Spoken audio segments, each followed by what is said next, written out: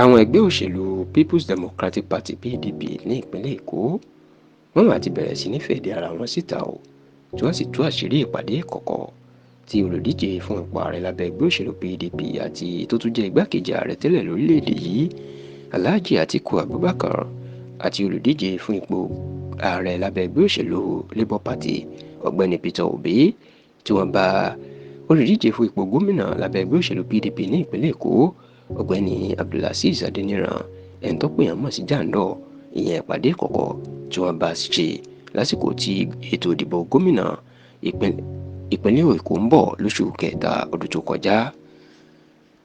Nínú àtẹ̀jáde tí gbogbo àwọn alága ìjọba ìbílẹ̀ káàkiri ìpínlẹ̀ Èkó ti ẹgbẹ́ òṣèlú PDP tán fi síta, èyí tí alága wọn ọ̀nàrẹ́bù Adégbóyèga Adégbẹ̀san àti akọ̀wé wọn ọ̀nàrẹ́bù Maloma Adélábù tán fi síta, iná ti jẹ́ kó di mímọ̀ wípé Jandor ló kó bá ẹgbẹ́ òṣèlú PDP táwọn fi jáwé olúborí nínú ètò ìdìbò gómìnà tó kọjá lọ́dún tó kọjá.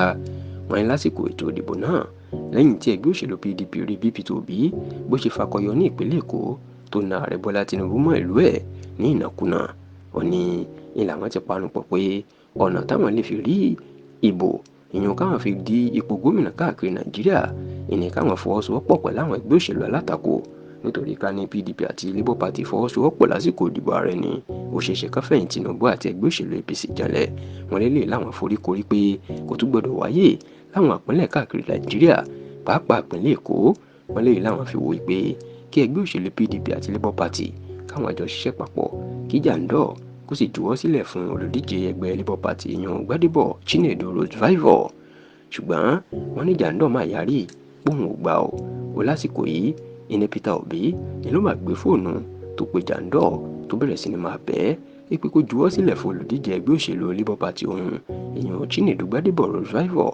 Ṣùgbọ́n tó ní Jandor kò dá Peter Obi lóhùn o tó sì yarí kalẹ̀ pé kò sí nǹkan tó jọ ọ́. Lẹ́yìn eléyìí náà mà ní Àtíkù náà fún rẹ̀ ó pe Jandor wá sí ilé l'Àbújá. Kódà wọ́n ní alágbára kan ní ilẹ̀ Haúsá tó gbajúmọ̀ kọjá sísọ náà wà nínú ìpàdé náà. Bẹ́ẹ̀ náà l'Àtíkù ó bẹ Jandor wípé kó juwọ́ sílẹ̀ fún Rose-Vivour èèyàn Chinedu Gbádébọ̀ Rose-Vivour láti jẹ́ olùdíje káwọn méjèèjì jọ fọwọ́sowọ́pọ̀ láti gba ìpínlẹ̀ Èkó kúrò lọ́wọ́ ẹgbẹ́ òṣèlú APC. Ṣùgbọ́n tán ni Jandor yarí nínú ìpàdé náà o pé bóun yóò bá tiẹ̀ fọwọ́sowọ́pọ̀ pẹ̀lú ẹgbẹ́ òṣèlú Labour Party Chinedu Gbádébọ̀ Rose-Vivour ló gbọ́dọ̀ juwọ́ sílẹ̀ fún òun. Àwọn ẹgbẹ́ yìí ní Jandor ló kó bá wọn o tí kò gba ìmọ̀ràn àwọn àgbà. Kódà wọ́n ní olórí àwọn ní ìpínlẹ̀ Èkó Olóyè Bọ̀dé George náà sọ pé àfi káwọn ṣiṣẹ́ pẹ̀lú ẹgbẹ́ Labour Party káwọn lè gbé Èkó. Ṣùgbọ́n tán ni Jandor ló da ọ̀rọ̀ náà rú. Ṣùgbọ́n nígbà tó ń fèsì, Jandor ní kò sóòótọ́ nú ọ̀rọ̀ tí àwọn ẹgbẹ́ náà sọ ò ní bàbá ń rọ láàárọ̀ ni òun kò bẹ́nikẹ́ni ṣèpàdé. Kódà olọ́rọ̀ tí wọ́n sọ ẹ̀ ti fi hàn wípé àwọn àgbà ẹgbẹ́ tí wọ́n ń pera wọn lágbà ẹgbẹ́ òṣèlú PDP ni ló kó bá àwọn nínú ètò ìdìbò tó kọjá. Ìpè pẹ̀lú ọ̀rọ̀ tó ń sọ ó fi hàn pé wọ́n ń ṣiṣẹ́ fún ẹgbẹ́ alátakò tó fi lè máa sọ jáde lẹ́nu pé kí olùdíje àwọn lọ juwọ́ sílẹ̀ fún ọmọ ẹgbẹ́ òṣèlú alátakò.